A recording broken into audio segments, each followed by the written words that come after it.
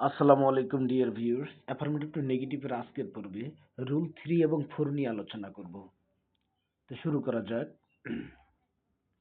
Affirmative সেন্টেন্সে বয়সের উল্লেখ থাকলে অনলি এর জায়গায় নট মোর দেন বসে, অর্থাৎ অ্যাফার্মেটিভ সেন্টেন্সে যখন বয়সের একটা উল্লেখ থাকবে তখন এই যে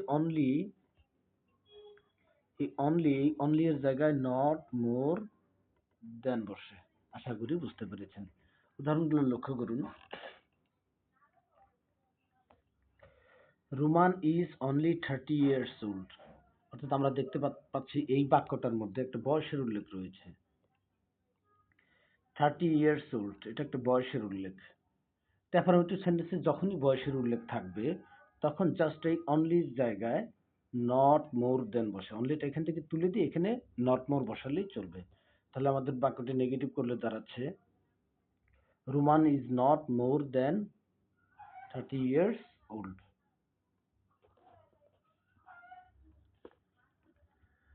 পরবর্তী বাক্যটি লক্ষ্য করুন। Tawhid is only 40 years old. 14 years old. তাওহিদের বয়স মাত্র 14 বছর। এই বাক্যটিতে দেখতে পাচ্ছি বয়সের উল্লেখ রয়েছে 40 ইয়ার্স ওল্ড। তো এটাকে নেগেটিভ করলে জাস্ট আমরা এই অনলি এর জায়গায় নট মোর দেন বসাবো। নট লেস দেন বসালেও চলবে, সমস্যা নাই। তাহলে Tawhid is only 14 years old, এটাকে নেগেটিভ করলে আমরা জাস্ট অনলি জায়গায় নট মোর দেন বসাবো। তাহলে Tawhid is not more than 14 years old. আশা করি বুঝতে পেরেছেন।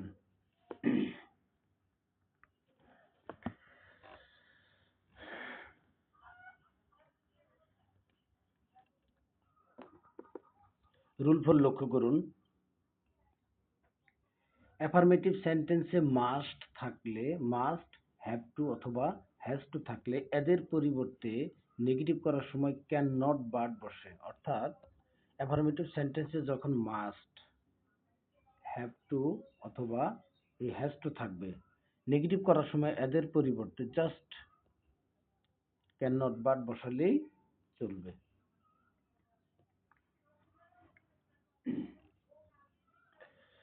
অর্থাৎ অ্যাফার্মেটিভ সেন্টেন্সে must, have to, has to থাকলে এদের পরিবর্তে ক্যান নট বাট বসে। যেমন উদাহরণটি লক্ষ্য করুন। Saim must get up early in the morning. সাইমকে অবশ্যই সকাল ভোরে ঘুম থেকে উঠতে হবে। আমরা এই বাক্যে মাস্ট দেখতে পাচ্ছি। অ্যাফার্মেটিভ সেন্টেন্সে যখন মাস্ট থাকবে এই মাস্টের পরিবর্তে জাস্ট ক্যান নট বাট বসাবো আমরা। তাহলে Saim can not but gate up early in the morning. আহামরি কোনো পরিবর্তন হয়নি, জাস্ট এই মাস্টের জায়গায় এখানে শুধু ক্যান নট বাটটাকে বসানো হয়েছে। আশা করি বুঝতে পেরেছেন।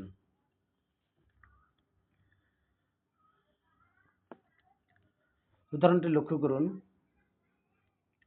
Surmi has to complete her homework. আমরা এই অ্যাফার্মেটিভ বাক্যটিতে হ্যাজ টু দেখতে পাচ্ছি, হ্যাজ টু। অর্থাৎ অ্যাফার্মেটিভ সেন্টেন্সে যখনই হ্যাজ টু থাকবে তার পরিবর্তে ক্যান নট বাট বসবে, ক্যান নট বাট বসাই দিতে হবে। তো বাক্যটি হচ্ছে Sharmi has to complete her homework, negative করলে দাঁড়ায় Sharmi can not but complete her homework. আশা করি বুঝতে পেরেছেন।